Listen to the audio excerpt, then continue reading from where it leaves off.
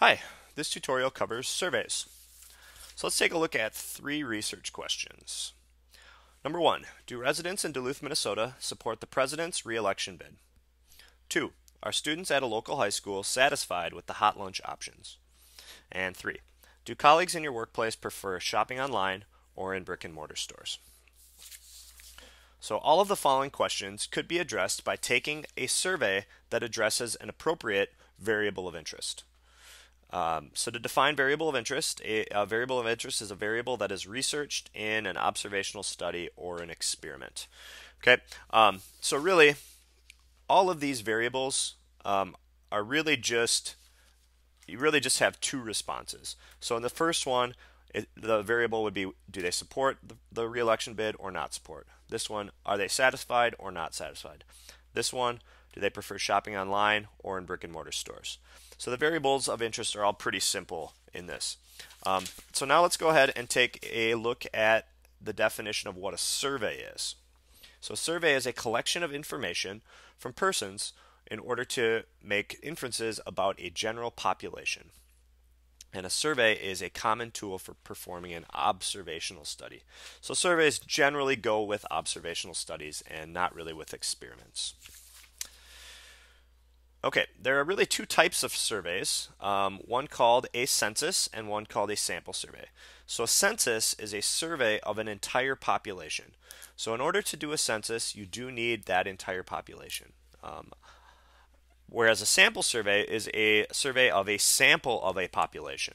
Okay, so when you have a sample, that's going to be a smaller subset of your population. So generally, sample surveys are easier to do and less time consuming.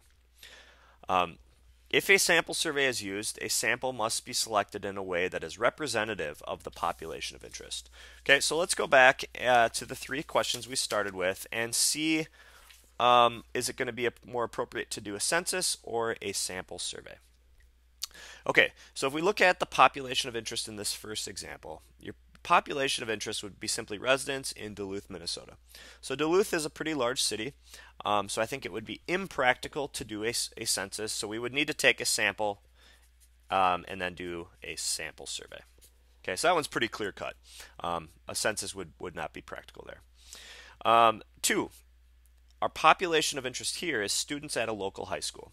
I guess it depends on the size of the school and how much time you have to do the study. But if the school is significantly large, I would say a sample survey would be more practical to do here. So take a sample, representative sample of students, and simply just ask them if they are satisfied. And the third one, do colleagues in your workplace prefer shopping online or in brick and mortar stores? I would say certainly if your workplace is small enough, a census would be very practical. If you had a larger workplace, maybe you'd have to do a sample survey, but I would say if your workplace is sufficiently small, or kind of depending on how you define your workplace, I would say a census is going to be possible in most cases there. Okay, now after you decide whether to do a sample survey or a census, it's important to make sure that your survey is designed very well. So to define survey design is the process of addressing the following survey issues.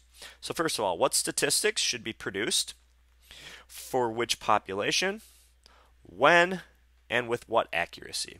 Okay, so those are all important things to consider when designing a survey. So to obtain good information about a variable interest, the survey must be thoughtfully designed. So that has been your tutorial on surveys.